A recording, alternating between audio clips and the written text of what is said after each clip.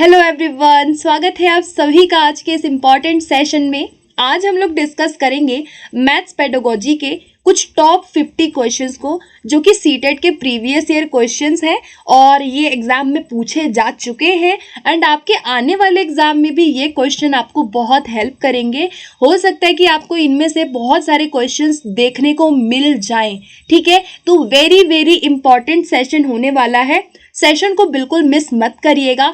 इससे आपको पता चलेगा कि आप जो प्रिपरेशन करते आ रहे हो, आपने जितनी भी प्रिपरेशन अभी तक मैथ्स के अंदर की है, आपकी कितनी अंडरस्टैंडिंग बनी है, आप कितने क्वेश्चन को राइट कर पा रहे हो, ठीक है। तो ये जो हम आज जिन भी क्वेश्चंस को आज देखेंगे, ये हमारे सीटेट का 2018 का पेपर है। ओके, पेपर 1 पेपर 2 दोनों को मैंने इंक्लूड किया हुआ है ताकि आपको एक लेवल पता चले, ठीक है। तो शुरू करते हैं सेशन को, बिल्कुल भी देर नहीं करेंगे एंड मिस बिल्कुल मत करना, ठीक है। बहुत सारे क्वेश्चंस में आपको हेल्प मिलेगी। तो स्टार्ट करते हैं। वीडियो को शेयर ज़रूर कर देना अपने दोस्तों में और लाइक ज़रूर कर देना ताकि सभी लोग भी इसको ज्वाइन कर सकें, ठीक है। चलो शुरू करते हैं फर्स्ट क्वेश्चन से हम लोग आज। ओके, सो क्वेश्चन नंबर 1 आ चुका है। क्वेश्चन 1 कहता है कि कक्षा में गणितीय वार्तालाप यानी कि आपका जो मैथमेटिकल कम्युनिकेशन है उसको बढ़ाने के लिए, उसको एनकरेज करने के लिए क्या सबसे इम्पॉर्टेंट ऑब्जेक्टिव हो सकता है और क्या ऐसा उपयुक्त उद्देश्य हो सकता है, ठीक है। समझ गए ना क्वेश्चन क्या है कि गणितीय जो वार्तालाप बच्चे करते हैं, यानी कि मैथ्स की लैंग्वेज होती है, आप सभी को पता है। उस लैंग्वेज में जो बच्चे वहाँ पे मैथ्स के इक्वेशंस को सॉल्व करते हैं या जो भी वो एक्टिविटी करते हैं, उसका उद्देश्य क्या होता है, ठीक है। 4 ऑप्शन दिए हुए हैं। तो ऑप्शन 1 कह रहा है कि गणितीय विवरणों के बारे में बात करते हुए और उनका उपयोग करते समय बच्चों को एक सटीक भाषा का उपयोग करने में सक्षम होना चाहिए। सेकंड कहता है कि गणित से डरने वाले बच्चों को कक्षा में आपस में बातचीत करने, अंतःक्रिया में सक्षम होना चाहिए। तो देखो, जो बी वाला ऑप्शन है ना, इसमें सिर्फ उनकी बात हो रही है जो गणित से डरते हैं, तो ये नहीं होगा। हम सभी बच्चों को यहाँ पे ध्यान में लेंगे। तो डरने वाले बच्चों के बारे में बात हो रही है। गणित के विषयों के बारे में आप बहस आयोजित कर देंगे, डिबेट करवा देंगे आप, या फिर आप गणित की कक्षा में प्रमेय और सूत्रों के वाचन करवाएंगे, मतलब आप उनको रिसाइट करवाएंगे फॉर्मूलाज को। तो सबसे उपयुक्त क्या होगा यहाँ पर? ऑप्शन ए होगा, ठीक है। Children should be able to use a precise language. ऐसी लैंग्वेज का यूज करेंगे हम मैथमेटिकल कम्युनिकेशन में जो प्रिसाइज हो एंड बच्चे क्या कर सके, उन स्टेटमेंट के बारे में बात करने के लिए जो है सटीक भाषा का उपयोग करें। सो ऑप्शन नंबर ए जिन भी लोगों ने लगाया है सभी का बिल्कुल ठीक आंसर आ रहा है। चलते हैं क्वेश्चन नंबर 2 की तरफ। Okay, so now question number 2 कहता है कि a teacher has taught measurement of area to class 8 children, but many of our students are confused between the usage of different units of area and volume। मतलब कि बच्चे different unit जो area and volume का है ना, उसमें बच्चे confused है। So what would be the reason for such a confusion in children? क्या रीजन है बच्चों के अंदर इन भ्रम का, क्या कारण है, आपको यहाँ वो बताना है, ठीक है। फर्स्ट है कि बच्चों को क्षेत्रफल की इकाइयों का उपयोग नहीं आता था। सेकंड है कि बच्चों ने विभिन्न इकाइयों को याद नहीं किया है। थर्ड है कि अलग अलग इकाइयों को उनके दैनिक जीवन से संबंधित किए बिना सभी को एक साथ बताया गया है, या कक्षा 8वीं के शिक्षार्थी के लिए क्षेत्रफल मापन की अवधारणा एक कठिन विषय है। तो देखो, यहाँ पर बच्चे क्या हो रहे हैं ना, कंफ्यूज हो रहे हैं, ठीक है। तो हमारा करेक्ट आंसर क्या होगा, फटाफट से कमेंट सेक्शन में बताओ। अभी तक आप सभी लोगों ने कर दिया होगा आंसर इसका। यहाँ पे क्या होगा कि जो भी आपने उनको एरिया एंड वॉल्यूम पढ़ाया होगा, उस टीचर ने जो पढ़ाया होगा वो एक साथ संबंधित करके नहीं पढ़ाया होगा।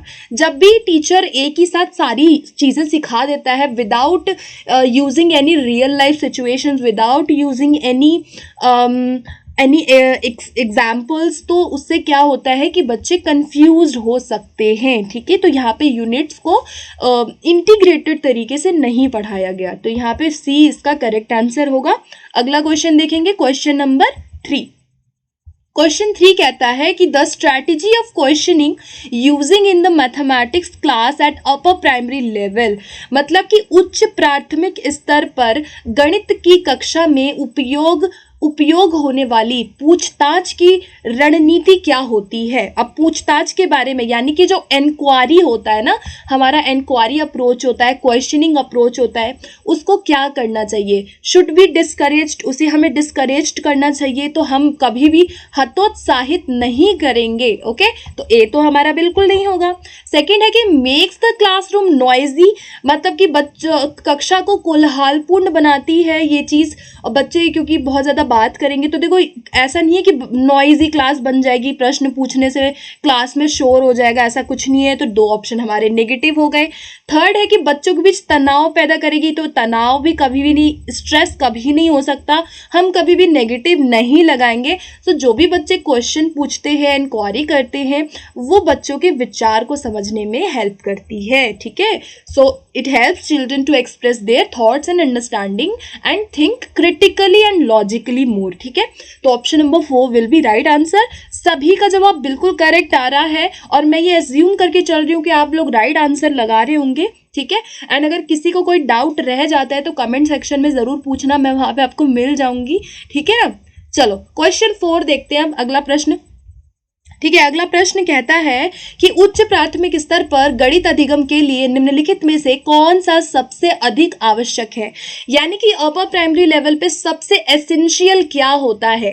ठीक है, फर्स्ट है solving a problem many times, second है exploring different ways of solving a problem, memorising all formulas, या copying correctly what teacher writes on the board.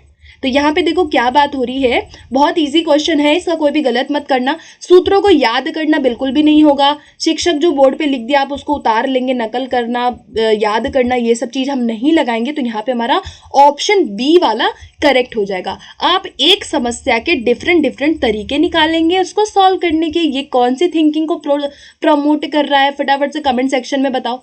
Exploring different ways of solving a problem में कौन सी thinking यहाँ बच्चे की involve होगी, उस thinking का नाम बता दो, पूछा जाता है। ठीक है, चलिए, तो यहाँ बी हमारा करेक्ट आंसर होगा। क्वेश्चन 5 पे चलते हैं।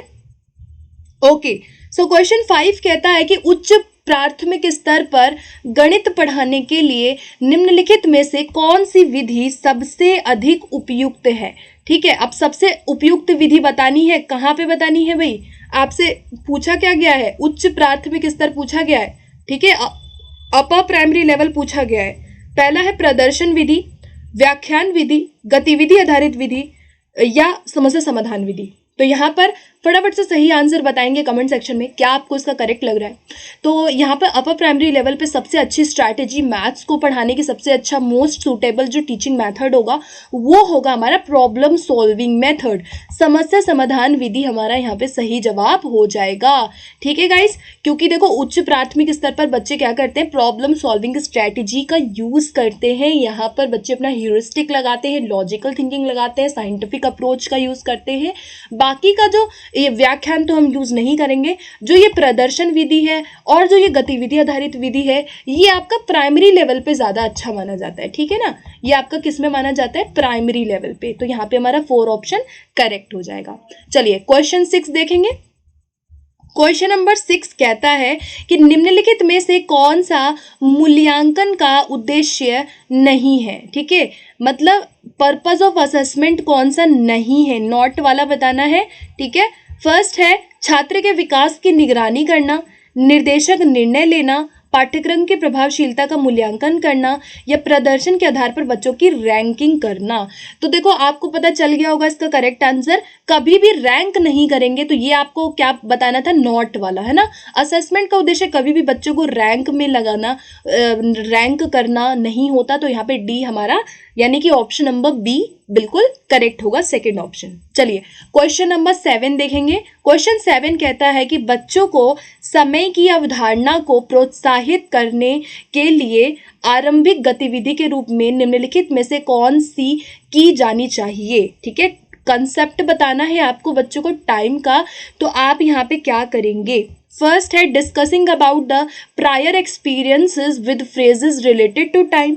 सेकेंड होगा कि teaching children how to read time in clock, teaching children how to calculate lapses time, या conversion of time in different units. तो क्या होना चाहिए भाई? फटाफट से सोचेंगे सबसे अप्रोप्रिएट आंसर आपको क्या लग रहा है यहाँ पर। तो देखो यहाँ पे समय की अवधारणा आपको बतानी है। सबसे अच्छा क्या है कि आप उनके पूर्व अनुभवों के बारे में चर्चा करेंगे, ठीक है। तो यहाँ ऑप्शन नंबर ए जिन भी लोगों ने लगाया सभी का करेक्ट आ रहा है। आप करेंगे डिस्कस, ठीक है, उनके एक्सपीरियंसेस से उसको डिस्कस करेंगे, टाइम के बारे में उनके अनुभवों को आप जानेंगे और उनके रियल लाइफ से आप उनको रिलेट करेंगे, ठीक है। तो ऑप्शन नंबर ए यहाँ पे करेक्ट होगा। चलिए क्वेश्चन 8 देखेंगे। क्वेश्चन 8 कहता है कि अपनी कक्षा में गुणा की अवधारणा को पढ़ाने के बाद एक शिक्षक ने अपने बच्चों से 48 को 4 से गुणा करने को कहा। क्या कहा टीचर ने? कि भाई 48 को 4 से गुणा कर दो। उनके छात्रों में से एक ने इसे मौखिक रूप से हल किया, मतलब उसने कैसे बताया कि 48 को 4 से गुणा करने के लिए हम पहले 48 को 48 जोड़ेंगे जिससे 96 बनेगा, फिर 96 और जोड़ेंगे तो 192 बनेगा। इस प्रकार उसने उत्तर क्या बताया टीचर को? 192 बताया। तो जो बच्चे ने यहाँ पे गुणा इस तरह से किया है ना, इसकी रणनीति के बारे में आप क्या कह सकते हैं? ठीक है, फटाफट से आप लोग भी पढ़ना एक बार इसको। इंपॉर्टेंट क्वेश्चन है, काफी क्वेश्चन इस तरह के पूछे जाते हैं, ठीक है ना। तो क्या होना चाहिए भाई करेक्ट? उसने क्या बोला कि 48 को 48 जोड़ेंगे, फिर उसमें 96 जोड़ेंगे। मतलब क्या कर रहा है? वो जोड़ रहा है। क्या कर रहा है? जोड़ रहा है। यानी कि उसने जो मल्टीप्लिकेशन का कंसेप्ट समझा है वो एज अ रिपीटेड एडिशन समझा है, ठीक है। तो यहाँ पे 4 हमारा करेक्ट हो जाएगा कि उसने गुणा को बार बार क्या किया है? योग के रूप में समझा है, ठीक है ना। वो क्या कर रहा है यहाँ पर? गुणा, डायरेक्टली गुणा करने के बजाय वो उसको प्लस प्लस करके जोड़ रहा है, जोड़ जोड़ के गुणा कर रहा है, मतलब तो रिपीटेड एडिशन से वो उसको कर रहा है। यहाँ पे हमारा 4 ऑप्शन करेक्ट होगा। अगला प्रश्न देखेंगे। क्वेश्चन नंबर 9 कहता है कि which one of the following is most suitable strategy to teach the skill of addition of money. मतलब आपको मुद्रा का योग समझाना है तो आपके कौन सी स्ट्रैटेजी जो है सबसे अच्छी मानी जाएगी? आईसीटी का यूज, रोल प्ले होगा, और फिर यूज ऑफ मॉडल्स होगा, या डूइंग लॉट्स ऑफ प्रॉब्लम्स। तो यहाँ पर क्या होना चाहिए करेक्ट आंसर हमारा? ऑप्शन नंबर बी इसका बिल्कुल करेक्ट हो जाएगा। आप क्या करवाएंगे? रोल प्ले करवाएंगे। आपने एक बच्चे को दुकानदार बना दिया, एक बच्चे को आपने कस्टमर बना दिया और शॉपकीपर बना दिया, और आप उनसे रोल प्ले करवा रहे हो, है ना। तो आप उससे मनी का कंसेप्ट इजीली समझा सकते हो। तो यहाँ पे second will be right answer. Question 10 देखेंगे। Okay, so now question number 10 is a geometric representation showing the relationship between a whole and its part। मतलब एक ऐसा ज्यामितीय निरूपण बताना है जो पूरे उसके अंश के बीच एक संबंध को दिखाता है, ठीक है। हिस्टोग्राम है, पाई चार्ट है, दंड आलेख है, या चित्र लेख होगा। फटाफट से आंसर करेंगे इसको, फिर थोड़ा सा इसको हम डिस्कस करेंगे। तो देखो यहाँ पे क्या बोल रहा है, उसके मतलब होल टू पार्ट बता रहा है, ठीक है। होल में पार्ट को दिखाना, तो ये हम किससे दिखाते हैं? Pie chart. क्या होगा हमारा करेक्ट आंसर यहाँ पे? Option number 2 will be right answer. Pie chart आपको पता है इस तरह से होता है जो होल टू पार्ट्स में आप दिखाते हो, ठीक है। तो यहाँ पे हमारा सेकंड करेक्ट हो जाएगा। बाकी के ऑप्शन भी थोड़ा सा हम देखेंगे कि histogram, pie chart, bar graph and pictograph क्या क्या होते हैं, ताकि एक आपको ना एक अंडरस्टैंडिंग हो, क्या पता अगली बार पूछ ले एग्जाम में, ठीक है।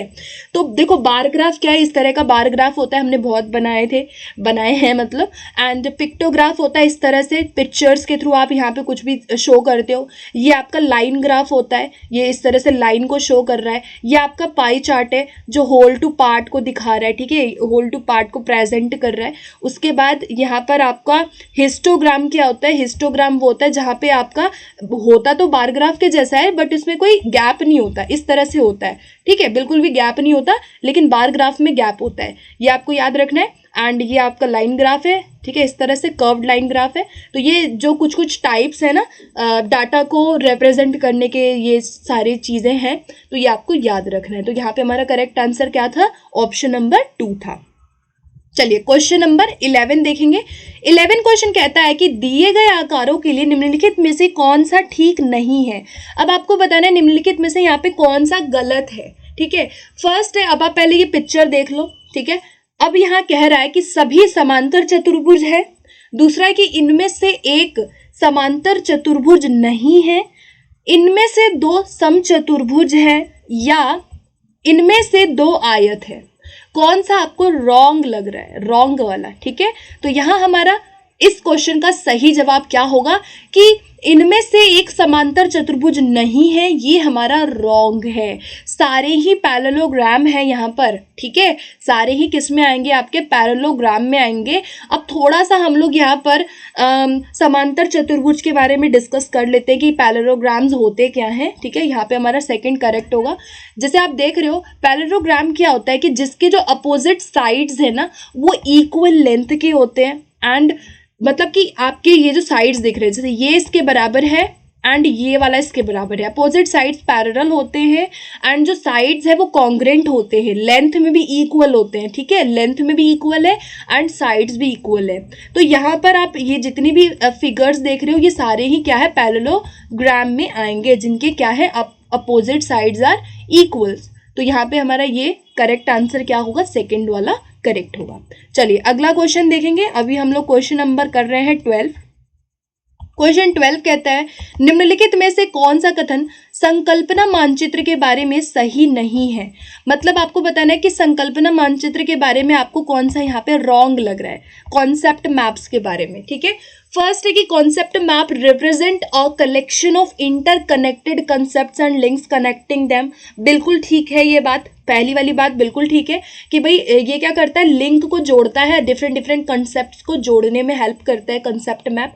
संकल्पना मानचित्र केवल शिक्षकों द्वारा बनाया जाना चाहिए, तो ये वाला हमारा रॉन्ग हो जाएगा। ठीक है, concept map should be constructed by teachers only, ये हमारा सही जवाब नहीं होगा। हमें क्या बताना था? नॉट बताना था, तो यहाँ पे second will be right answer. बाकी ये वाला भी ठीक है, हायरार्की में होते हैं। आपने देखा होगा किसी भी एक चीज का हम लोग क्या बनाते हैं, इस तरह से हम लोग जोड़ते जाते हैं, कंसेप्ट मैप बनता जाता है। तो हम लोग एक कंसेप्ट पे दूसरा कंसेप्ट क्या करते हैं? जोड़ते जाते हैं। ठीक है, तो ये भी ठीक है, ये भी ठीक है। सेकंड वाला हमारा यहाँ पर रॉन्ग हो जाएगा। नेक्स्ट क्वेश्चन देखेंगे, क्वेश्चन नंबर 13।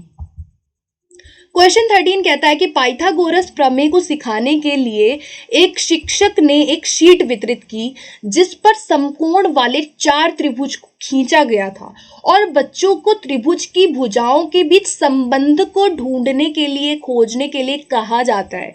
तो यहाँ पे कौन सा मेथड है? वेरी वेरी इंपॉर्टेंट क्वेश्चन है ये। पाइथागोरस थ्योरम आपको समझाना है। आपने उनको 4 त्रिभुज वाली शीट दे दी और बच्चे उसके बीच एक क्या देख रहे हैं? रिलेशनशिप्स को फाइंड आउट खुद से कर रहे हैं। तो यहाँ पे कौन सी विधि है हमारी? इंडक्टिव मेथड है। क्या है? इंडक्टिव मेथड, जहां पे आप रूल, एग्जाम्पल टू रूल जाते हो। अब टीचर ने 4 त्रिभुज दिया, बच्चे यहाँ ऑब्जर्वेशन करेंगे एंड देन वो कंक्लूजन पे बाद में जाएंगे। फ्रॉम स्पेसिफिक टू जनरल की तरफ हम यहाँ पे जाते हैं आगमन में। अगर इसी का उल्टा कर दूं तो ये क्या हो जाएगा? निगमन हो जाएगा। ठीक है, तो यहाँ पर हमारा करेक्ट आंसर होगा इंडक्टिव मेथड। इंडक्टिव मेथड का यूज टीचर यहाँ पे कर रहा है। नेक्स्ट क्वेश्चन देखेंगे, क्वेश्चन नंबर 14 कहता है कि गणित सीखने के संबंध में निम्नलिखित में से कौन सा कथन सही है। अब आपको बताना है जो राइट वाला स्टेटमेंट है। फर्स्ट है कि गणित सीखने के लिए कठिन विषय है, जरूरी नहीं है। आमतौर पर लड़कियां गणित में कमजोर होती हैं, बिल्कुल गलत।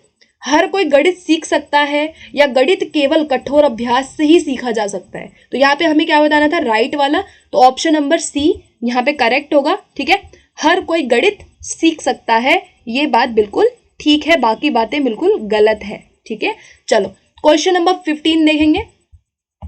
15 क्वेश्चन कहता है कि एक बच्चे से यह पूछने पर कि क्षेत्रफल क्या है, उसने लंबाई गुणा चौड़ाई उत्तर दिया। ठीक है, यानी लेंथ इनटू ब्रेथ उसने उत्तर दिया। तो इसमें क्षेत्रफल की अवधारणा के बारे में आप क्या कह सकते हैं? यहाँ पे क्या चीज शो कर रहा है? ये आंसर उसका। ठीक है, फर्स्ट है कि बच्चे को क्षेत्रफल की अवधारणा के बारे में कोई जानकारी नहीं है, ये गलत है। बता तो रहा है ना क्षेत्रफल के बारे में कि भाई लंबाई गुणा चौड़ाई क्षेत्रफल होता है, तो ऐसा तो है नहीं कि उसको कोई जानकारी नहीं है। ये बात बिल्कुल क्या है? रॉन्ग हो गई। सेकंड है कि बच्चे ने किसी भी बंद आकार के क्षेत्रफल के सामान्य विचार को आयत के क्षेत्रफल के रूप में उपयोग किया। बच्चा सही कह रहा है कि क्षेत्रफल लंबाई गुणे चौड़ाई है, या बच्चा क्षेत्रफल और परिमाप की अवधारणा के बीच उलझन में। तो देखो परिमाप तो यहाँ पूछा ही नहीं गया, तो ये नहीं होगा हमारे यहाँ पे बी वाला करेक्ट आंसर होगा। ठीक है, the child used the area of rectangle as general idea, मतलब अब जब उससे क्षेत्रफल पूछा जा रहा है तो उसको क्या याद आ रहा है, उसको सीधा एक रेक्टेंगल का एग्जाम्पल याद आ रहा है, उसे रेक्टेंगल का एरिया याद आ रहा है और वही आंसर वो कर रहा है। ठीक है, तो यहाँ पे सेकंड वाला हमारा सही आंसर हो जाएगा। तो जितने भी लोग यहाँ पे सेकंड आंसर कर रहे हैं वेरी गुड। ठीक है, सभी का करेक्ट है। ओके, सो क्वेश्चन नंबर 16 पे चलते हैं अब। क्वेश्चन 16 है, बच्चों के बीच गिनती के कौशल को विकसित करने के लिए कौन सा पूर्व संख्या अवधारणा के रूप में सीखने के लिए आवश्यक नहीं है। नॉट रिक्वायर्ड बताना है भाई। ठीक है, प्री नंबर कंसेप्ट में बच्चों को काउंटिंग सिखाने के लिए क्या चीजें रिक्वायर नहीं है। ठीक है, फटाफट बताओ क्या होना चाहिए। 1-to-1 क्रॉसपॉन्डेंस होगा, सीरिएशन होगा, आपका रिसाइटिंग नंबर नेम्स रैंडमली होगा, या आपका लास्ट ऑप्शन है क्रिएटिंग ग्रुप्स। कौन सा नहीं है, तो यहाँ नॉट वाला बताना है। नॉट में हमारा क्या होगा, संख्या नाम यादृच्छिक रूप से रैंडमली किसी भी नंबर को रिसाइट करना हमारे प्री नंबर कंसेप्ट में नहीं आएगा। बाकी की चीजें आ सकती हैं। 1-to-1 क्रॉसपॉन्डेंस क्या होगा, जब आप वस्तुओं को समझाते हो ना, जैसे 2 है, अब ये 2 बॉल्स है तो ये 2 हो गया है ना। आपने 1 बॉल बच्चों को दे दी तो ये 1 होगा। तो बच्चा इस तरह से क्या सीखता है, काउंटिंग सीखता है। आपने यहाँ 3 बॉल दे दी तो ये 3 बोलेगा बच्चा। ये क्या है, 1-to-1 क्रॉसपॉन्डेंस है, वस्तुओं से आप इसको सिखा रहे हो। ठीक है, क्रमबद्धता भी बच्चा करता है, सीरीज में वस्तुओं को लगाना, ग्रुप बनाना, ये सब चीजें क्या है, प्री नंबर कंसेप्ट है, लेकिन हमारा थर्ड वाला नहीं होगा। ठीक है, चलिए क्वेश्चन नंबर 17 देखेंगे। निम्नलिखित में से कक्षा में हो रहा कौन सा कार्य एक गतिविधि है, यानी कि which one of the following happenings in the classroom as an activity. यहाँ पे एक्टिविटी से रिलेटेड कौन सा ऑप्शन आपको लग रहा है। ठीक है, फर्स्ट है कि शिक्षक समझाते हैं कि कैसे प्रश्न करें, तो ये कोई एक्टिविटी तो है नहीं कि टीचर एक्सप्लेन कर रहे हैं यहाँ पर। सेकंड है कविता के रूप में गिनती का वाचन करना बच्चों द्वारा, या थर्ड है कि बच्चों द्वारा श्यामपट से नकल करना। नकल करना बिल्कुल भी नहीं होगा, तो हमारा सी वाला ऑप्शन नहीं होगा, ए वाला ऑप्शन भी नहीं होगा। तो यहाँ पे हमारा करेक्ट आंसर क्या होगा गाइस, 4 ऑप्शन करेक्ट होगा। बच्चे जो है एक्सप्लोर कर रहे हैं, जब वो एक्सप्लोर करेंगे तो वो एक्टिव है, वो साइंटिफिक तरीके से क्या कर रहे हैं, एक्टिविटी में लगे हुए हैं। सो 4 विल बी राइट आंसर।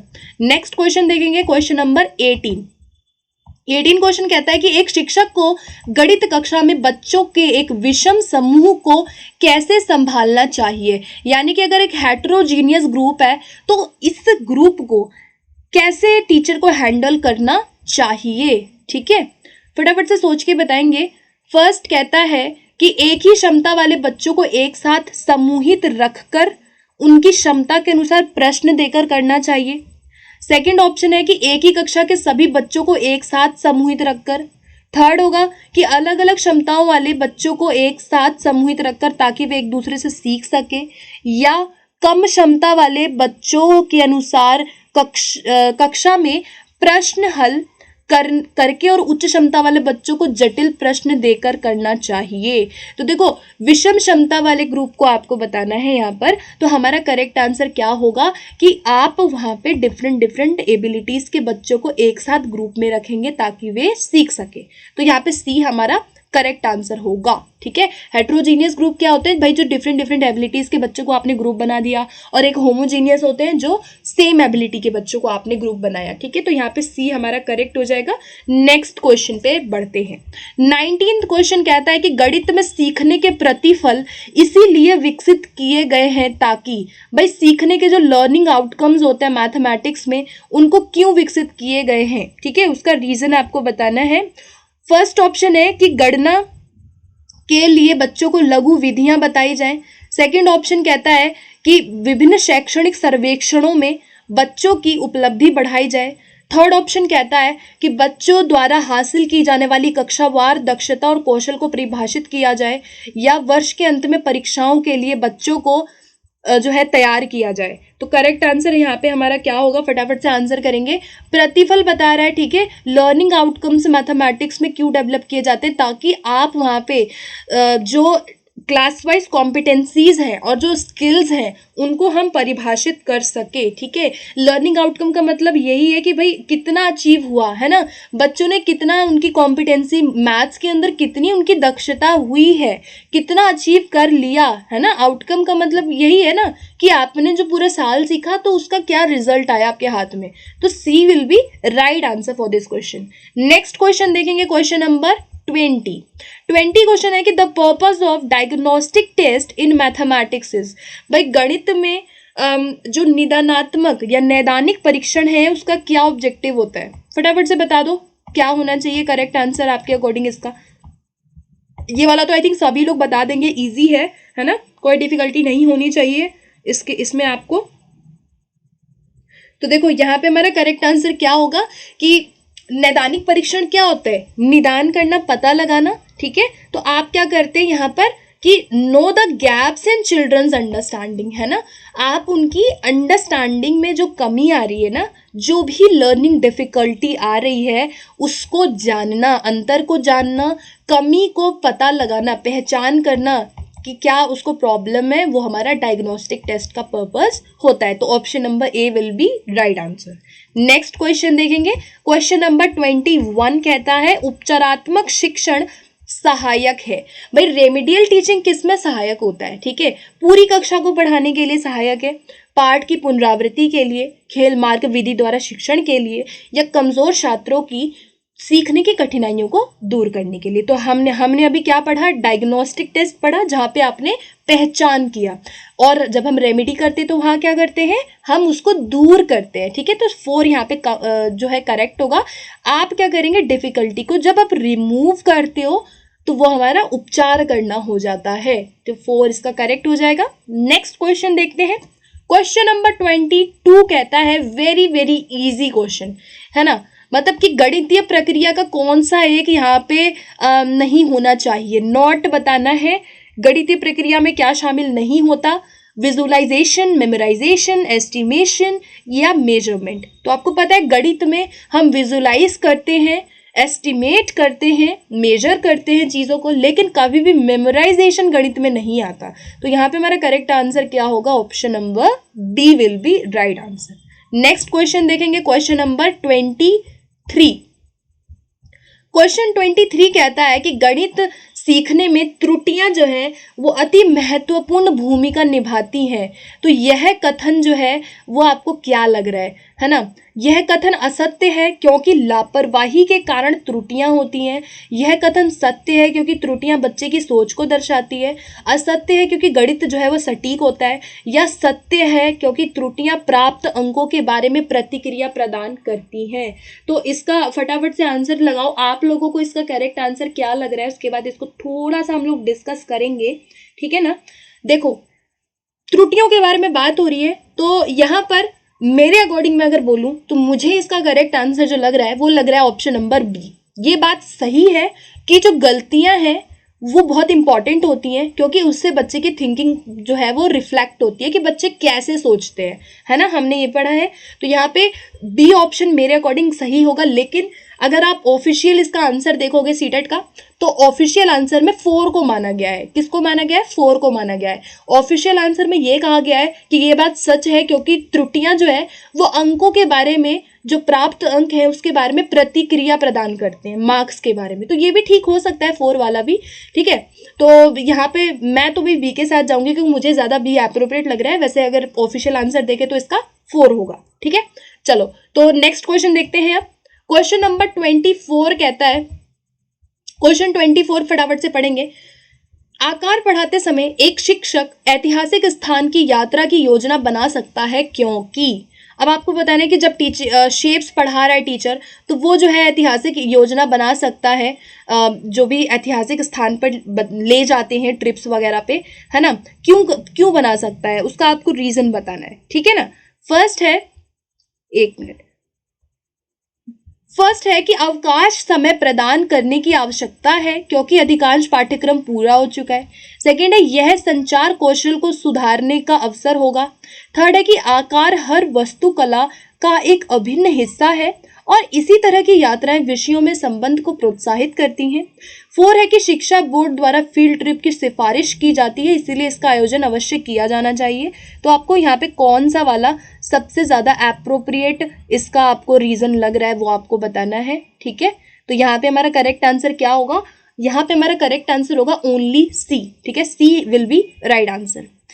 आकार जब हम पढ़ाते हैं मैथ्स में तो वो जो है हमारी वास्तुकला का भिन्न हिस्सा है। जो भी शेप्स होती है आपने देखा होगा, बहुत सारे मॉन्यूमेंट्स होते हैं, वहाँ पे शेप्स वगैरह दिखती हैं, है ना, डिफरेंट डिफरेंट। तो ये क्या है कि यात्राएं अगर आप कराएंगे तो ये बच्चों के आकार को समझने में, शेप्स को समझने में बहुत हेल्प करेंगी। तो यहाँ पे सी करेक्ट हो जाएगा, है ना। बी एंड सी लगा के मत आना, यहाँ पर बी नहीं होगा। संचार कौशल, देखो आप अगर उनको आकार पढ़ाने के लिए ले जा रहे हो यात्रा पे तो जरूरी नहीं है कि बच्चों का कम्युनिकेशन बहुत अच्छा हो जाएगा।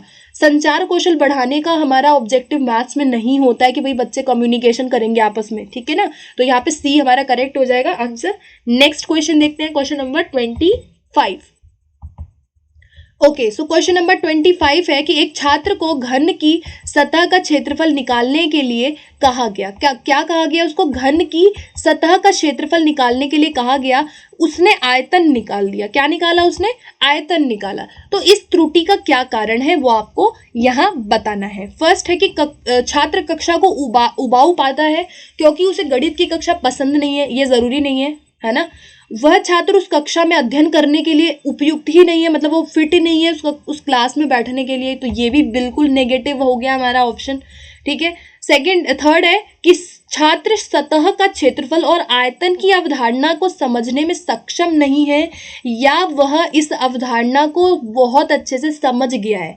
तो देखो गलती तो की है ना, तो समझा कैसे वो, है ना। तो यहाँ हमारा सी करेक्ट हो जाएगा आंसर, ठीक है। वो क्या है, उलझन में है, वो नहीं समझ पा रहा वॉल्यूम और जो उसका सरफेस एरिया है उसके बीच डिफ्रेंसिएशन को। तो सी यहाँ पर हमारा सही आंसर हो जाएगा। नेक्स्ट क्वेश्चन देखते हैं, क्वेश्चन नंबर 26 कहता है कि प्राथमिक कक्षाओं में बच्चे गणित में क्या सीखते हैं, इसके आंकलन का ध्यान किस पर नहीं होना चाहिए, ठीक है, किस पर नहीं होना चाहिए। फर्स्ट है गणितीय अवधारणाओं को समझना, गणितीय भाषा का विकास, गणित समस्याओं में जवाब देने में सटीकता या तर्क कौशल का विकास। तो यहाँ पे हमारा सी वाला नहीं होगा। कभी भी हम प्रिसाइजनेस नहीं देखेंगे कि बच्चे जो भी आंसर करें वो बिल्कुल प्रिसाइज करें, है ना। समस्याओं में जवाब देने में सटीकता पर ध्यान हमारा प्राइमरी लेवल पर नहीं होगा। तो सी यहाँ पे करेक्ट हो जाएगा। नेक्स्ट क्वेश्चन देखेंगे, 27वां क्वेश्चन कहता है कि एक बच्चे ने नीचे दिखाए अनुसार दो संख्याएं जो है वो घटाई। अब एक बच्चे ने ऐसे संख्याओं को घटाया है, ठीक है। यहाँ पे उसने क्या किया, इसको उल्टा माइनस कर दिया इधर से उसने ठीक किया, लेकिन इधर से उसने गलत कर दिया 7 और 3 में से। तो यहाँ पर इसका इसने जो घटा किया है ये क्या दिखाता है, क्या रिफ्लेक्ट करता है वो आपको बता रहा है। तो फटाफट से सोच के बताओ इसका करेक्ट आंसर आपको क्या लग रहा है, ठीक है।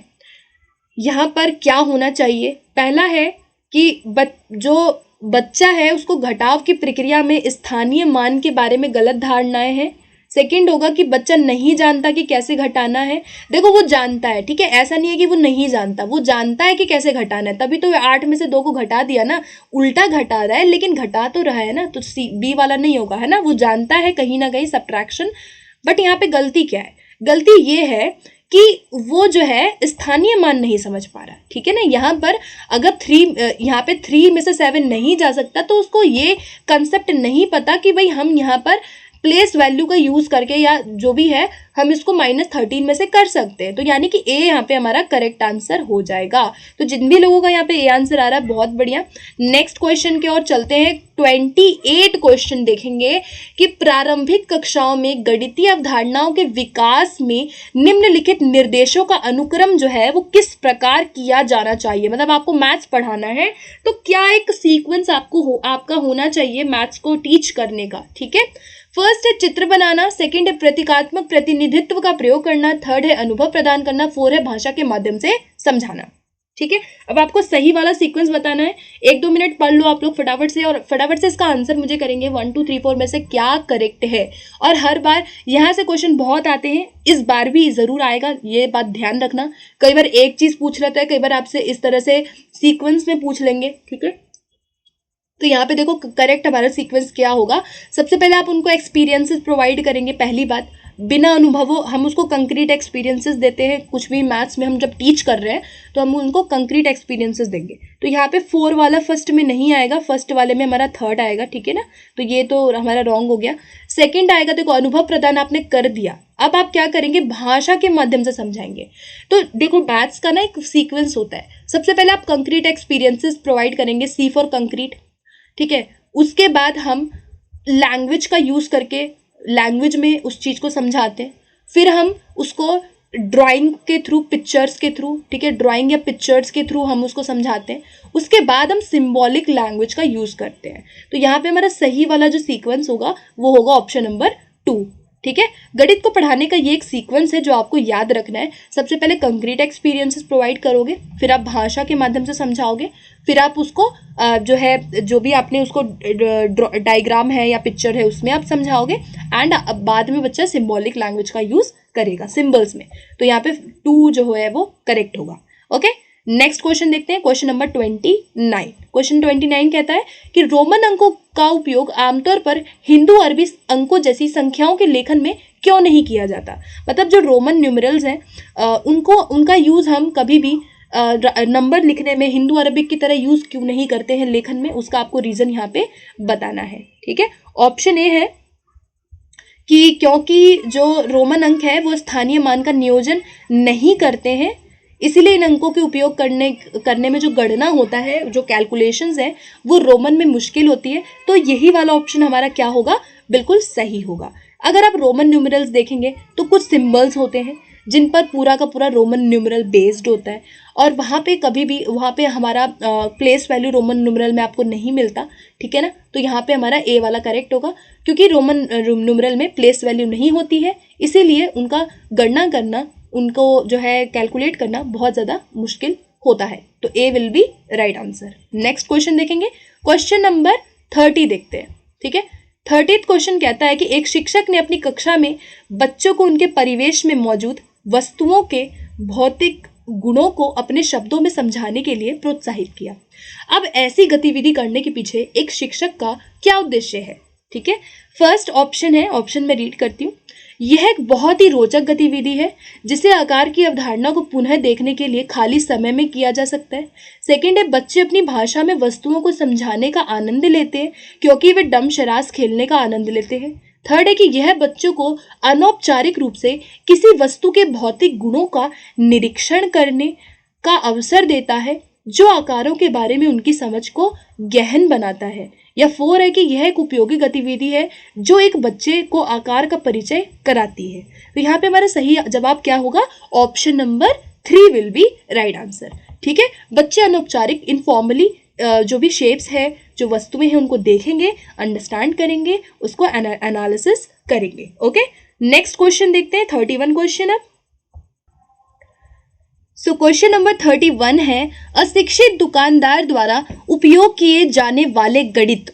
अब जो एक दुकानदार है वो इलिटरेट है, अगर वो मैथमेटिक्स को यूज कर रहा है तो उसे हम क्लास में कैसे देख सकते हैं, ठीक है। इसका आपको करेक्ट आंसर बताना है। फर्स्ट है कि जो भी गणित वो यूज करता है अशिक्षित दुकानदार, वो गणित की कक्षा में उपयोगी नहीं है। सेकंड है कि सभी गणितीय समस्याओं को हल करने में बहुत उपयोगी है। थर्ड है कि गणित में अस्पष्टता और बहुत कम स्तर की शुद्धता है, या कि जो गणित है उसकी संबंधित समस्याओं को हल करने में वैकल्पिक रणनीति के रूप में कक्षाओं में शिक्षकों द्वारा इसकी चर्चा की जानी चाहिए। तो क्या होना चाहिए करेक्ट आंसर, फटाफट से ऑप्शंस पढ़िए एंड आंसर मुझे बताएंगे कि इसका करेक्ट आंसर क्या है। कि एक अगर अशिक्षित दुकानदार गणित को यूज कर रहा है तो उसका जो तरीका है ना गणित को यूज करने का, एज अ स्ट्रैटेजी हम उसको as a alternate strategy use कर सकते हैं क्लासरूम की जो भी एक्टिविटीज है या जो भी आप उसको कंसेप्ट बच्चों को समझा रहे हो। सो यहाँ पर 4 हमारा करेक्ट आंसर हो जाएगा कि शिक्षकों द्वारा उसकी चर्चा की जानी चाहिए, ठीक है। नेक्स्ट क्वेश्चन देखेंगे, क्वेश्चन नंबर 32। 32 क्वेश्चन कहता है कि पियाजे के अनुसार बच्चों की दिक् स्थान की समझ के लिए निम्नलिखित में से कौन सा सही नहीं है। अब यहाँ पे नॉट वाला आपसे पूछा गया है जो आपको गलत लग रहा है, ठीक है। पियाजे से क्वेश्चन हर बार आता है, पियाजे की थ्योरी से रिलेटेड मैथ्स के अंदर बहुत क्वेश्चन पूछे जाते हैं, एक तो जरूर पूछा जाता है, ठीक है। तो आपको बताना है यहाँ नॉट ट्रू कौन सा होगा। ऑप्शन पढ़ती हूं मैं फटाफट से। फर्स्ट है कि ज्यामितीय बोध की प्रगति एक सुनिश्चित क्रम का अनुसरण करती है। पियाजे की थ्योरी को ध्यान में रख करके आप सोचना, ठीक है, कि जो ज्योमेट्रिक आइडियाज है वो एक डेफिनेट ऑर्डर में होता है। सेकंड है कि ज्यामितीय बोध की प्रगति ऐतिहासिक क्रम में होती है, ना कि तर्क संगत क्रम में। या थर्ड है कि बच्चों में दिक् स्थान की प्रारंभिक समझ उसके ज्ञानेंद्रिय प्रेरक अनुभवों से उत्पन्न होती है। ये बिल्कुल ठीक है, ठीक है। सेंसरी मोटर से ही तो बच्चा स्टार्ट करता है ना, स्पेस, आकृतियों की समझ, वस्तुओं की समझ कहाँ से शुरू करता है, सेंसरी मोटर से। तो ये वाला बिल्कुल करेक्ट हो गया। 4 है कि जो कोऑर्डिनेशन है, जो भी दिक् स्थान को समझने के लिए बच्चे जो है वो दृश्य और स्पर्शीय अनुभवों और तालमेल की आवश्यकता बच्चों को होती है, बिल्कुल ठीक है। बच्चे अनुभव भी तो करते हैं ना, जो भी उन्होंने वस्तु देखी, जो भी उन्होंने पहली बार कोई चीज देख रहे हैं, तो उसका एक वो अंडरस्टैंड कर पाते हैं कि हाँ भाई ये वस्तु दिखने में कैसी है कैसी नहीं है। तो ये भी पियाजे के अकॉर्डिंग ठीक बात है। यहाँ पे हमारा सेकंड वाला नहीं है, सेकंड वाला रॉन्ग हो जाएगा, ठीक है। कि भाई आपका बताना है कि जो भी प्रोग्रेशन है ज्योमेट्रिक आइडियाज, यानी कि बच्चों के अंदर जो भी ज्योमेट्री की जो थिंकिंग है वो डेवलप होती है, वो हिस्टोरिकल होती है, ना कि लॉजिकल। तो ये गलत है। जो भी बच्चे यहाँ पे ज्यामितीय बोध उनको होता है ना, आकार वस्तुओं का जो भी बोध होता है वो कैसे होता है, लॉजिकल होता है। तो हमारा ऑप्शन नंबर जो 2 होगा इस क्वेश्चन का, वो हमारा यहाँ पर नॉट ट्रू हो जाएगा, रॉन्ग हो जाएगा, ठीक है। So second will be right answer. Next question देखेंगे। क्वेश्चन नंबर 33 कहता है कि गणित कक्षा कक्ष को प्रभावी बनाने के लिए इनमें से क्या सबसे ज्यादा इफेक्टिव होगा, ठीक है। फर्स्ट है समूह में कार्य और समूह में समस्या सुलझाने को हतोत्साहित करना, यानी कि डिस्करेज्ड करना चाहिए हमें ग्रुप वर्क को, तो कभी भी डिस्करेजमेंट नहीं होना चाहिए, तो ये हमारा रॉन्ग हो गया। सेकंड है महत्व दिया जाना चाहिए और कि अनिवार्य रूप से गणित एक मूर्त विषय है, ठीक है। थर्ड है कि multiple ways of approaching a problem are encouraged, यानी कि एक प्रश्न को हल करने के लिए विभिन्न तरीकों को प्रोत्साहित करना चाहिए, या नई समस्या को हल करने के लिए चरणों को कुशलता से बोर्ड पर निरूपित कर देना चाहिए। तो सबसे अच्छा क्या है इफेक्टिव बनाने में, ठीक है, फटाफट से करेक्ट आंसर बताएंगे। तो इसमें हमारा जो सही जवाब होगा वो होगा ऑप्शन नंबर 3 कि मल्टीपल वेज होने चाहिए एक प्रॉब्लम को सॉल्व करने के, एक समस्या को समाधान करने के विभिन्न विभिन्न तरीकों से उसे प्रोत्साहित करना चाहिए। तो ऑप्शन नंबर सी इसका हमारा बिल्कुल सही जवाब होगा। क्वेश्चन नंबर 34 देखेंगे। 34 कहता है कि आयतन के मापन के शिक्षण और अधिगम संदर्भ में निम्नलिखित में से कौन सी प्रक्रिया जो है वो वांछनीय है, यानी डिजायरेबल प्रैक्टिस कौन सा होगा, ठीक है, जब आप टीच कर रहे हो मेजरमेंट ऑफ वॉल्यूम। फर्स्ट है कि प्रारंभ में घन के आयतन को सूत्र को लिखना, तो ये तो जरूरी नहीं कि आप शुरू में ही सूत्र को उतार देंगे लिख देंगे, ये नहीं होगा। प्रारंभ से ही आप सटीक परिकलन को प्रोत्साहित कर देंगे, ये भी गलत है। सटीकता बहुत कम हम ध्यान देते हैं मैथ्स में शुरू में, ठीक है ना। अब 2 ऑप्शन बचे, इसी में से आपको बताना है करेक्ट क्या होगा, ठीक है। फर्स्ट है कि विद्यार्थियों को प्रारंभ में 2 विमाओं वाली आकृतियों के आयतन की जानकारी देना, तो देखो 2 विमाओं वाली आयतन की कोई आयतन होता ही नहीं है, 2 विमाओं को तो हम कैसे दे सकते हैं। तो थर्ड वाला भी नहीं होगा, हमारा क्या होगा यहाँ पे ऑप्शन नंबर 4 करेक्ट होगा। Encourage students to figure out ways to calculate the volume of different objects. आप डिफरेंट ऑब्जेक्ट्स का जो भी वॉल्यूम है उसको कैलकुलेट करने के लिए आप उसको एनकरेज करेंगे, तो 4 will be right answer. 35 question देखेंगे, वेरी इंपॉर्टेंट है, एनसीएफ से जरूर आता है। एनसीएफ के अनुसार सभी के लिए गणित उपलब्ध कराने का व्यापक उद्देश्य निम्नलिखित में से किससे संरेख है, मतलब किससे रिलेटेड होगा, ठीक है। फर्स्ट कहता है कि यह मान लिया जाना चाहिए कि गणित का महत्व कुछ विशिष्ट विद्यार्थियों के लिए है, ये तो हमारा क्या हो गया, रॉन्ग हो गया। एनसीएफ कभी ये नहीं कहेगा कि गणित का महत्व केवल कुछ ही स्टूडेंट्स के लिए होता है, ठीक है। सेकंड है पाठ्य पुस्तक में सम्मिलित प्रश्न केवल सामान्य कठिनाई वाले होने चाहिए, ये भी रॉन्ग होगा, ठीक है। फिर होगा कि यहाँ पे कि विभिन्न क्षेत्रों और विभिन्न सामाजिक समूहों वाले गणितज्ञों के योगदानों की विशिष्टताओं पर बल देना चाहिए। या 4 होगा कि गणित में निपुण विद्यार्थियों को एकाकीपन में शिक्षण देना चाहिए। तो सिर्फ और सिर्फ टैलेंटेड स्टूडेंट्स को आप अलग से उनको शिक्षण नहीं देंगे। हमारा ऑप्शन नंबर सी बिल्कुल करेक्ट हो जाएगा। आप different reasons and different social groups को हाईलाइट करेंगे, ठीक है, जो भी कॉन्ट्रीब्यूशंस है मैथमेटिशियंस के। तो यहाँ पे सी हमारा एनसीएफ के अकॉर्डिंग सही जवाब हो जाएगा। क्वेश्चन नंबर 36 देखेंगे। क्वेश्चन 36 कहता है कि निम्नलिखित में से किस कार्य से विद्यार्थियों में विवेचनात्मक विचारों के विकास की संभावना सबसे न्यूनतम होगी। देखो यहाँ पे ना लीस्ट पूछा गया है, तो बहुत ज्यादा आराम से बताना है सबसे कम क्या है, ठीक है, मतलब कौन सा ऐसा ऑप्शन है जहां पे क्रिटिकल थिंकिंग बहुत ही कम होने के डेवलप होने के चांसेस आपको लग रहे हैं। फर्स्ट है कि 72 मल्टीप्लाई बाय 73 को 3 विभिन्न तरीकों से हल करके परिणामों की तुलना कीजिए। सेकंड है कि अच्छा आपको क्या बताना है, यहाँ पे लीस्ट बताना है, ठीक है। तो मैं डायरेक्ट आंसर पे आती हूँ। सबसे कम क्या होगा जहां पे बच्चे क्रिटिकली नहीं सोच पाएंगे, ठीक है। तो हमारा करेक्ट आंसर यहाँ होगा ऑप्शन 4, ठीक है। Calculate the volume of a right circular cylinder of radius 3.5 centimetre and height 10 centimetre. मतलब आपने रेडियस दे दिया यहाँ पर, उसको हाइट आपने पहले ही दे दिया और आपने कहा कि भाई इसका वॉल्यूम आप कैलकुलेट करके मुझे दे दीजिए। तो यहाँ पे बच्चा बहुत ज्यादा नहीं सोचेगा। ये बच्चे की कौन सी थिंकिंग को डेवलप करेगा, ये बच्चे की कन्वर्जेंट थिंकिंग को डेवलप करेगा। सीधा फॉर्मूला लगाया, फैक्ट लगाया, जो उसे पता है वो उसने नॉलेज यूज की एंड डायरेक्ट बच्चा आंसर पर आ गया, यानी कि कन्वर्जेंट थिंकिंग यहाँ उसकी लग रही है। बाकी ऑप्शन में क्या है कि तुलना करना परिणामों की, विभिन्न तरीकों से हल करना। यहाँ पर भी है कि भाई कोई 2 स्थितियों को अपने मन से आप सूत्रीबद्ध करेंगे, या यहाँ पे आप कहाँ गलती की इसका आप एनालाइज करेंगे। तो ये चीजें जो है सोचने को मजबूर करेगा। तो 4 हमारे यहाँ पे करेक्ट आंसर इस क्वेश्चन के लिए बनेगा। नेक्स्ट क्वेश्चन देखेंगे। क्वेश्चन नंबर 37 कहता है उच्च प्राथमिक स्तर पर निम्नलिखित में से किन कौशलों को प्रोत्साहित किया जाता है। अब इनमें से कौन से ऐसे ऐसे कौशल है जिनको हम प्रोत्साहित करेंगे। बहुत आसान प्रश्न है गाइस, बहुत ही ज्यादा आसान। देखो यहाँ पे क्या कह रहा है, मानस दर्शन है, पक्षांतरण है, कंठस्थ करना। तो देखो पहले ही कंठस्थ करना तो बिल्कुल भी नहीं होगा, मेमोराइजेशन को हम बिल्कुल भी फॉलो नहीं करेंगे। तो यहाँ पे देख लो सी जिसमें नहीं है, तो इन तीनों ही ऑप्शन में आपको ऑलरेडी सी दिया हुआ है, तो हमारा ऑप्शन नंबर ए ही बच गया। तो ए के साथ हम यहाँ पर जाएंगे, ठीक है, A will be right answer. Next question देखते हैं। क्वेश्चन नंबर 38 कहता है कि गणित में अंतः विषयकता को प्रोत्साहित करने के लिए निम्नलिखित में से किसे आकलन योजना के रूप में प्रयोग किया जा सकता है। अब आपको बताना है कि भाई आप ना क्या करना चाहते हो, इंटरडिसिप्लिनरी मैथमेटिक्स में लाना चाहते हो, मतलब कि डिफरेंट दूसरे जो विषय हैं उनको भी कहाँ पे आप शामिल कर सकते हो, ठीक है, किस में शामिल करेंगे हम।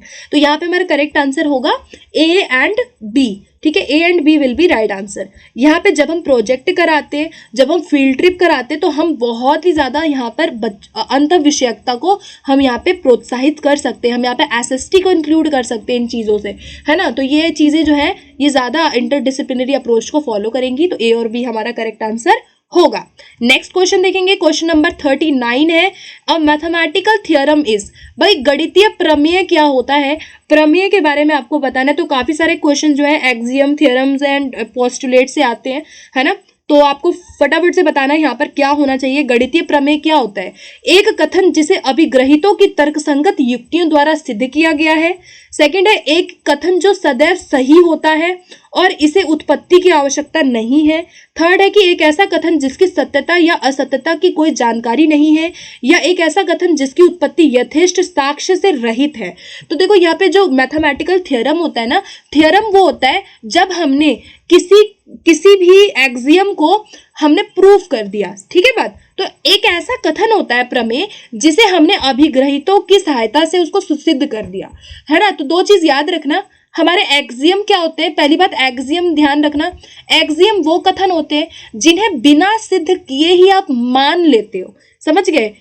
जैसे ये हो सकता है कि without sufficient proof, without evidence जब आप मान लेते हो ना, वो हमारे एक्सियम होते हैं। एंड जब आप एक्सियम को लॉजिकली उसको प्रूफ कर देते हो तो वो हमारा थ्योरम बन जाता है। ठीक है, तो यहाँ पे option A will be right answer. Next question देखेंगे, क्वेश्चन नंबर 40 आता है, निम्नलिखित में से क्या गणितीय तर्कणा का सूचक है, मतलब कि मैथमेटिकल रीजनिंग का इंडिकेटर क्या होगा। फर्स्ट ऑप्शन है ability to provide definitions of mathematical concepts, ability to provide a justification of for a mathematical procedure, ability to calculate efficiently, या ability to recall and correct formula in different situations. तो यहाँ पर आपको बताना है mathematical reasoning क्या होनी चाहिए। तो देखो, जब भी हम रीजनिंग करते हैं तो यानी कि आपका क्या आ जाएगा, वहां पर एक तरह से जस्टिफिकेशन आएगा, आप वहां पर रिजल्ट्स पे बात करते हो। तो यहाँ पर हमारा क्या होगा, तर्क संगतता देने की क्षमता जो होती है, यानी कि ability to provide a justification will be right answer.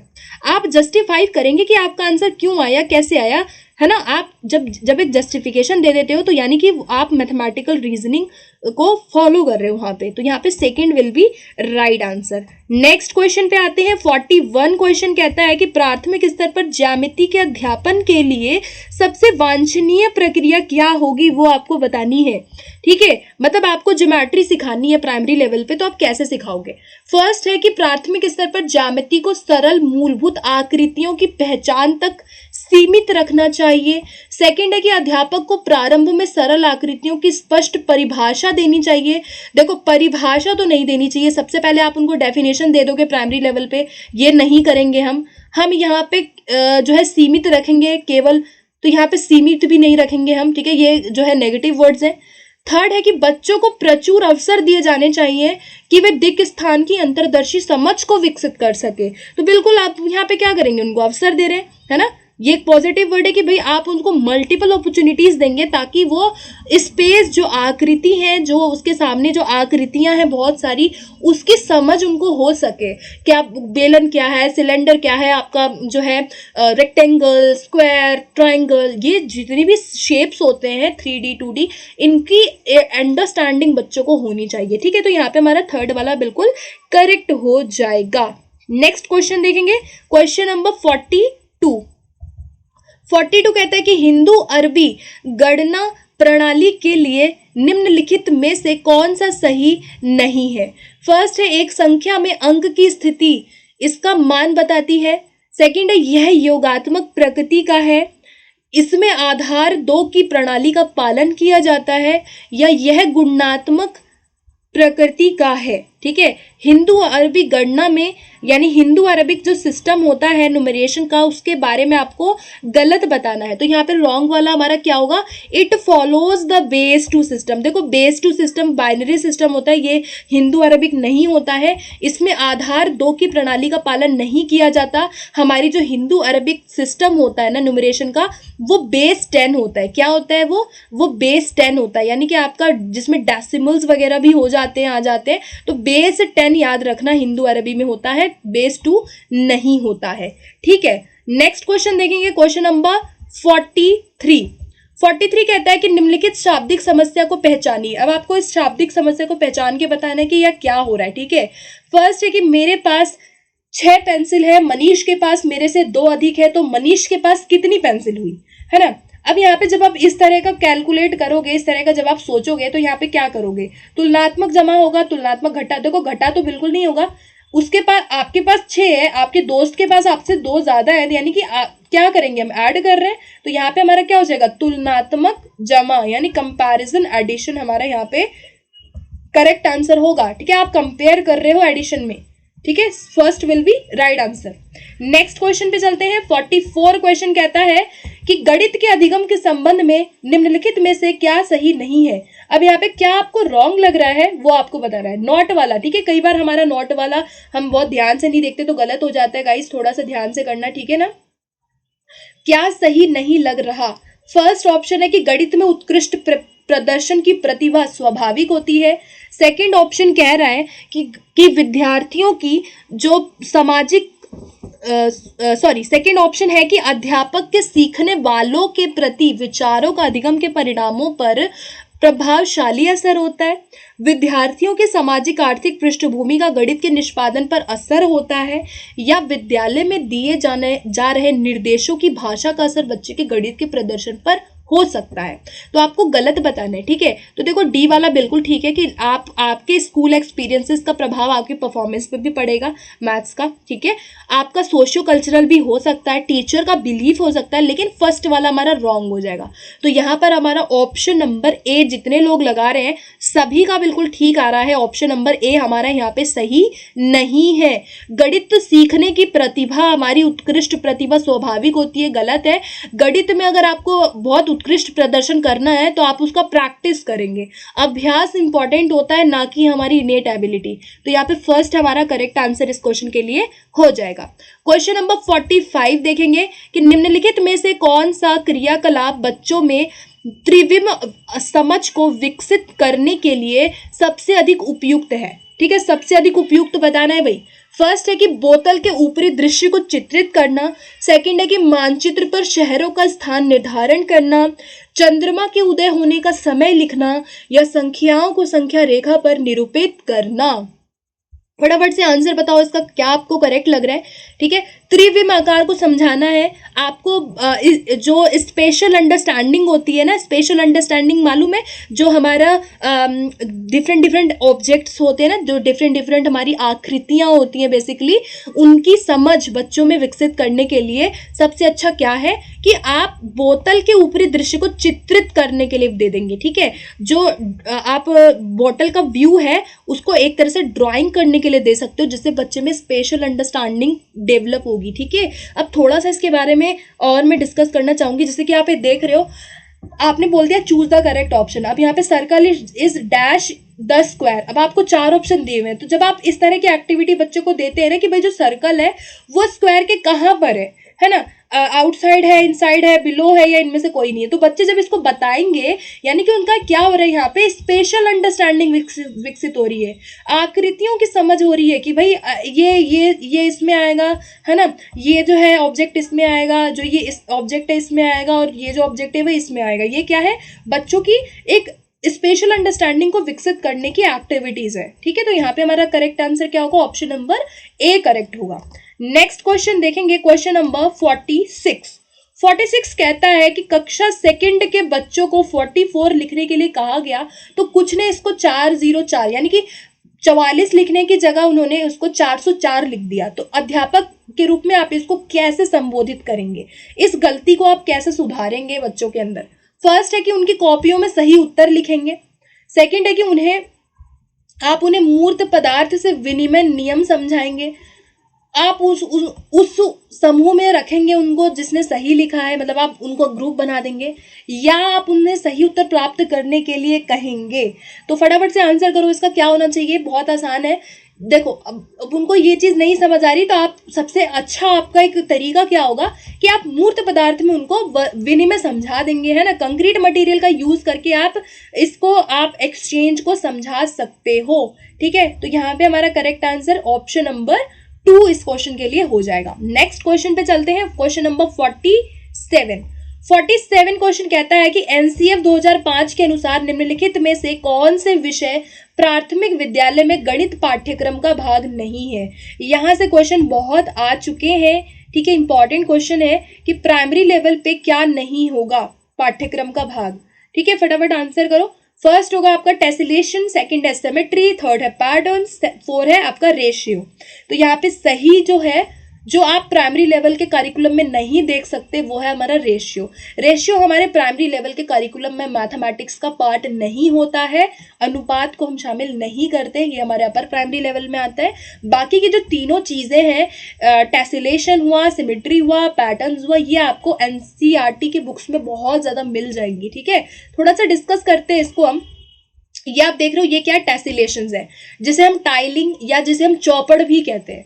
टेसिलेशंस में क्या होता है कि ये इस तरह से ये टाइलिंग के जैसा है, जिसमें बिल्कुल भी गैप नहीं है, ठीक है, समझ रहे हो, बिल्कुल भी क्या है, गैप नहीं है, ये आपका टेसिलेशन है। सिमेट्री क्या होती है, सिमेट्री वो होती है भाई जो एग्जैक्टली सेम हो, है ना। जैसे आप इसके बीच में अगर पार्ट्स में इसको डिवाइड कर दोगे तो फिर भी ये सेम रहेगा। ये क्या एक सिमेट्री को दिखा रही है। जैसे यहाँ पे एच में सिमेट्री है, ए में सिमेट्री है, P टी में नहीं हो सकती क्योंकि ये सेम नहीं है ना। अगर आप इसको बीच में ऐसे पार्ट्स में भी करोगे तो भी क्या है, सेम आपको नहीं मिलेगा आकृति। तो यहाँ पे क्या होगा हमारा करेक्ट, यहाँ पे सिमेट्री में ये वाला करेक्ट होगा। बाकी अगर ये देख रहे हो, ये क्या पैटर्न्स है, ये क्या मैथ्स में पैटर्न्स होते हैं, इस तरह से आप बहुत सारे बुक्स में क्वेश्चन देख लोगे, ठीक है। तो ये चीजें हैं, आपको जस्ट एक याद रखना था, इसलिए इसको ऐड किया मैंने। तो यहाँ पे हमारा करेक्ट आंसर क्या था, अनुपात था। अनुपात नहीं होता है। नेक्स्ट क्वेश्चन देखेंगे, क्वेश्चन नंबर 48 कहता है, okay question number 40, I think हम लोग 48 क्वेश्चन पे है। 48 कहता है कि सूत्र का प्रयोग किए बिना अध्यापक निम्नलिखित में से किन साधनों से यह दर्शा सकता है कि विभिन्न आयामों वाले दो आयतों का क्षेत्रफल समान हो सकता है। फटाफट से बताओ कि बिना फॉर्मूला यूज किए टीचर कैसे बच्चों को रेक्टेंगल्स के डिफरेंट डायमेंशंस का एरिया समझा सकता है। ठीक है, पैमाना होगा, ग्राफ पेपर होगा, धागा होगा या टाइलिंग होगा। तो यहाँ पे हमारा जो सही वाला आंसर होगा गाइस, वो होगा हमारा, एक तो हम ग्राफ पेपर से समझा सकते हैं एंड उसके अलावा हम टाइल्स का यूज भी कर सकते हैं। Okay, so B and D इसका हमारा सही आंसर हो जाएगा। ओके, नेक्स्ट क्वेश्चन देखेंगे, क्वेश्चन नंबर 49 कहता है कि प्राथमिक कक्षाओं में बच्चों को गणित पढ़ाने के लिए बनाई जाने वाली पाठ योजना का निम्नलिखित में से कौन सा अति महत्वपूर्ण पहलू है। ठीक है, फर्स्ट है कि पाठ्य पुस्तक के अनुक्रम का अनुसरण करना, गणितीय संकल्पनाओं को संरचनात्मक ढंग से प्रस्तुत करना, विद्यार्थियों को अवसर देना कि वे संकल्पनाओं की संरचना करें, या क्रियाकलापों को लिखना और इस संदर्भ में प्रश्न देना। सबसे अच्छा क्या होना चाहिए पाठ योजना में, कौन सा सबसे इंपॉर्टेंट पहलू है। तो यहाँ पे हमारा करेक्ट आंसर क्या है कि आप उनको प्रोवाइड करेंगे बच्चों को अपॉर्चुनिटी कि वे खुद से ही कंस्ट्रक्शन कर सके, संरचनाओं का वो निर्माण बच्चे खुद ही कर सके। तो C will be right answer. Okay, so now question number 50 हम देखेंगे, लास्ट क्वेश्चन है हमारा। ओके, क्वेश्चन 50 कहता है कि एक अध्यापक कक्षा 4 के छात्रों को निम्नलिखित कार्य देता है। अब टीचर ने एक बच्चों को कार्य दिया कि 25 टाइलों को सभी संभव आयताकार व्यूहों में व्यवस्थित करे। ठीक है, ये टीचर ने उनको काम दिया। तो इस कार्य से निम्नलिखित में से कौन सी गणितीय अवधारणाओं को संबोधित किया जा सकता है। ठीक है, आयतन क्षेत्रफल लंबाई होगा, क्षेत्रफल गुणनखंड परिमाप होगा, क्षेत्रफल परिमाप आयतन होगा, या क्षेत्रफल आयतन और लंबाई होगा।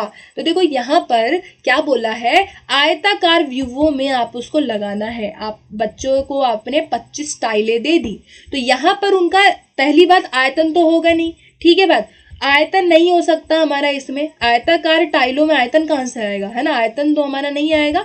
तो ये भी नहीं हुआ, ये भी नहीं हुआ, हमारा इजिली हमारा आंसर क्या हो जाएगा, यहाँ पे ऑप्शन 2 हो जाएगा। इससे एरिया, फैक्टर्स एंड पेरीमीटर का कंसेप्ट इजिली एड्रेस किया जा सकता है। तो option number 2 will be right answer. Okay guys, तो ये हमारे आज के 50 क्वेश्चंस अब कंप्लीट होते हैं एंड आई होप कि आपने सेशन को बहुत एंजॉय किया होगा। आई होप कि आपके मार्क्स भी बहुत अच्छे आए होंगे। मार्क्स ज़रूर बताइएगा कि कितने नंबर आप यहाँ पर करेक्ट 50 में से कर पाए। एंड वीडियो अच्छी लगती है तो लाइक शेयर ज़रूर करना गाइस, दोस्तों में, सभी में, ताकि मुझे भी मोटिवेशन मिले। एंड पहली बार चैनल पर आ रहे हो तो चैनल को सब्सक्राइब ज़रूर करना। ठीक है, एंड किसी भी आपको किसी भी चीज़ में डाउट है, किसी भी क्वेश्चन में, तो आप मुझसे टेलीग्राम पे भी पूछ सकते हो, या आप इस वीडियो के कमेंट सेक्शन में भी पूछ सकते हो। कोई डाउट है, कुछ भी है, कोई सजेशन देना है तो ज़रूर दीजिएगा। ओके, और टेलीग्राम ग्रुप ज्वाइन कर सकते हो आप, लिंक आपको इस वीडियो के डिस्क्रिप्शन में मिल जाएगा। Okay, so thank you so much guys, thanks for watching, और मिलते हैं फिर नेक्स्ट वीडियो में, नेक्स्ट सेशन में। Thank you.